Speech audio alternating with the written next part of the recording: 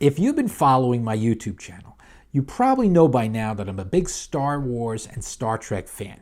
The most popular videos on my channel are the ones where I talk about Star Wars. And sometimes I get real silly and I have some fun with little quirky things about the prequels and whatnot. But the fact is, I've been a Star Wars fan since pretty much 1977, before it even came out. When I saw the first trailer for Star Wars, I just went bonkers. I mean, the whole thing just, and I was 12 years old, just to put it in context.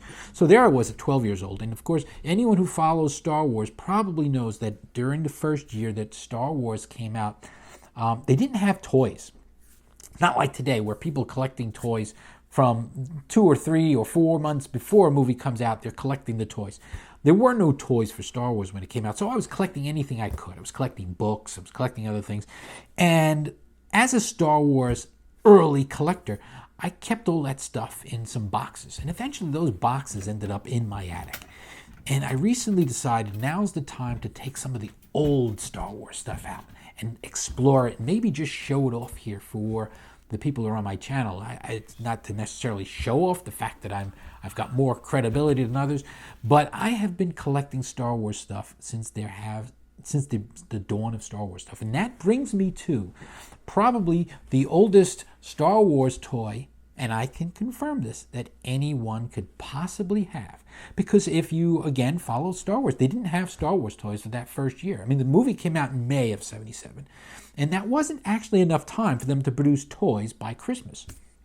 So Kenner, the company that bought the rights to manufacture the toys, decided what they would do is they would go into the stores and they would sell essentially a cardboard envelope.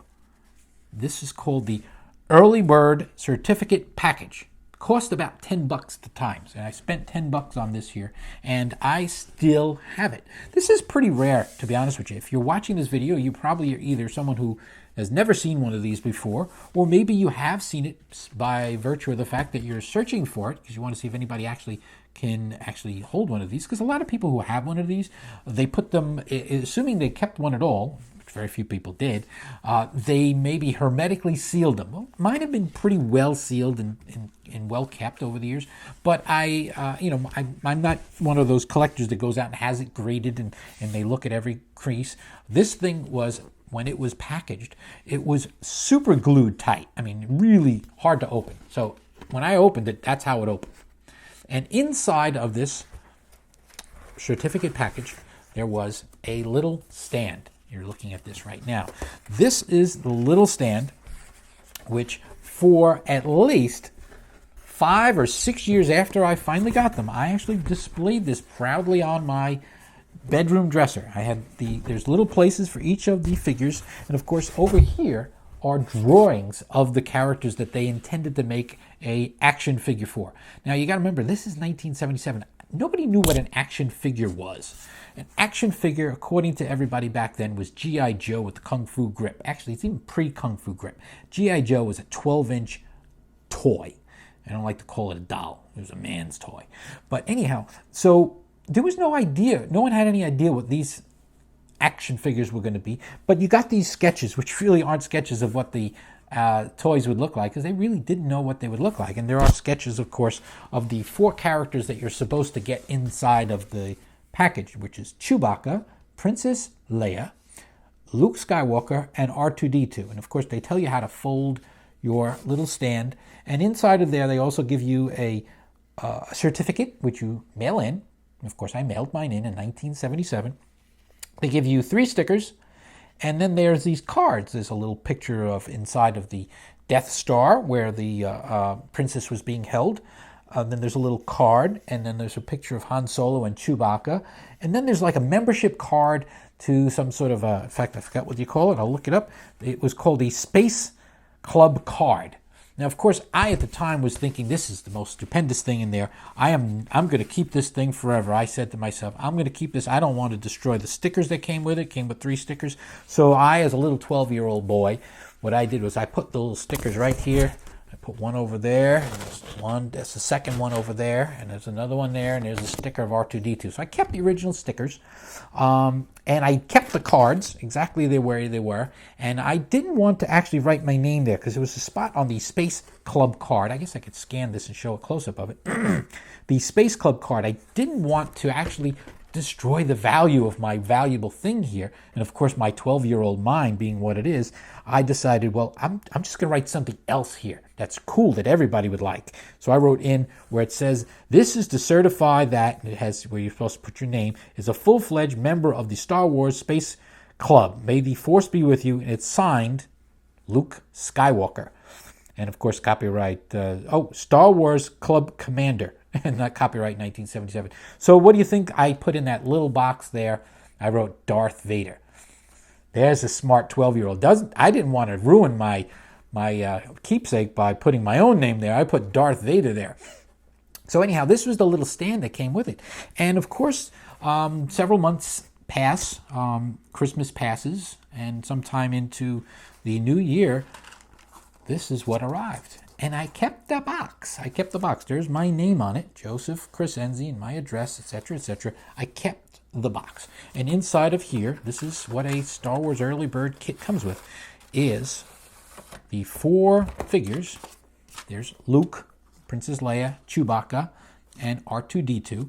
And then they give you these little plastic things that go inside of the cardboard thing there that have these little nubby things which fit into the feet of the characters, and that makes them stand inside of there. So for years, as I said, I had my little characters in there, and they would stand up in there, and eventually I got the rest of the characters to complete the set. And of course, in 1978 or 77, as these toys were rolling out, I was thinking, wow, I'm going to have every Star Wars toy ever made. So I started collecting them all, and I do have some of them still. But of course, these are the ones that you want to keep forever, and they're in their little plastic bags now. What is distinct about this particular one here is this is the Luke Skywalker. All right, this is the early Luke, and of course there's a little gun in here, of course. The Luke Skywalker has I can't show it on this camera here, but he has a lightsaber, which of course the color is wrong. It's golden. It's I guess yellow. And the telescoping part of the lightsaber comes out in 2 stages. So it's a 2-stage or a 2-part, and I don't want to break that here, but it comes out in double extension, right? It comes out, and then once you think it's all the way out, it comes out even more. So this is a double throw Luke Skywalker. Kind of rare. In fact, there are some people who would go out of their mind to just get the double throw Luke Skywalker, but here it is, and it was in the early bird kit, and it's still in its bag that it shipped in. I kept that. Leia is is nothing special about the way she's made. There's kind of like, there she is. And I think the gun, there's a gun in there too. So she's got her little gun. And then Chewbacca, he has Chewbacca's in here, and he has a bowcaster, but to be honest with you, the bowcaster that comes with Chewbacca, it really doesn't look like the one in the movie. But, it was a bigger gun than most. And then R2-D2, of course, he's in here. And there's a slightly different hue to his dome. But it's of course, a silvery dome. And it articulates a little bit. You can turn it, and it'll click a little. So there's my R2. And the thing is, I was collecting these and trying to save them in posterity, but I was also a 12-year-old boy. And then I had, at the time,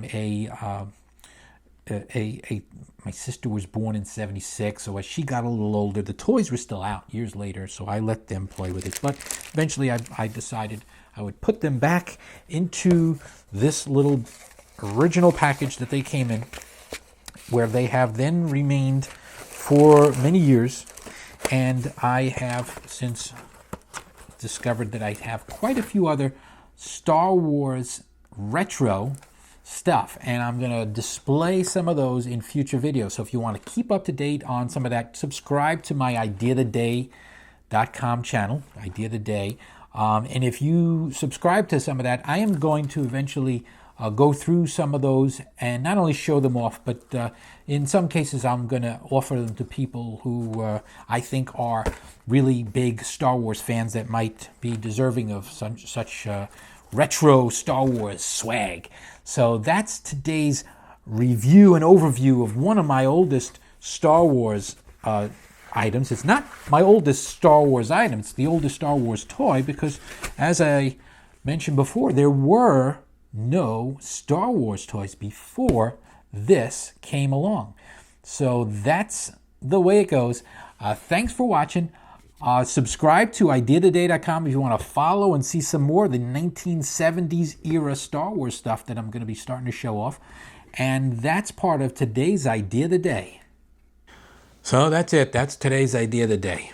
Yeah, some of them are better, I got to admit. But if you really want to see a new idea each day, some of them are going to be good, some of them are going to suck. What are you going to do? Subscribe and visit ideaoftheday.com.